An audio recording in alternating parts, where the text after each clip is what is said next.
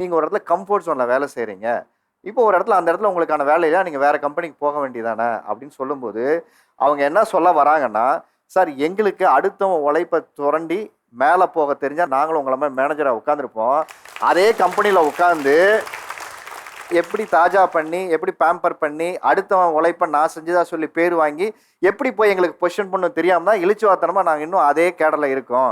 இது எப்படி உழைப்பின் சுரண்டல் இல்லன்னு நீங்க சொல்ல முடியும்னு கேட்கறாங்க. சார் அது எப்படி இல்லன்னா, இன்னைக்கு காலத்துல எல்லா கம்பெனிலயும் டைம் ஷீட்ன்னு ஒண்ணு ஃபில் பண்ணிட்டு இருக்கீங்க எல்லாரும். நீங்க என்னென்ன பண்றீங்கங்கிறது அதுல அப்டேட் ஆயிரும். ஈவன் மேனேஜர்ஸ் நாங்க கூட டைம் ஷீட் ஃபில் பண்றோம். அப்படின்றக்க பட்சம் யார் யார் என்னென்ன வேலை செய்றாங்கன்னு சாஃப்ட்வேர் சொல்லிடும்.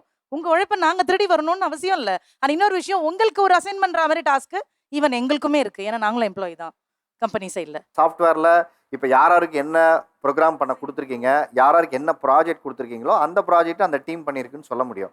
கரெக்ட்டுங்களா? ஆனா 7 பேர் வேலை செய்ய ஒரு டீம், 10 பேர் வேலை செய்யக்கூடிய ஒரு டீம் அசைன்மென்ட்ல யார் பெட்டரா பெர்ஃபார்ம் பண்ணாங்கங்கிற ரிப்போர்ட்ட ஒரு இடத்துல நீங்க தான் குடுக்க முடியும்.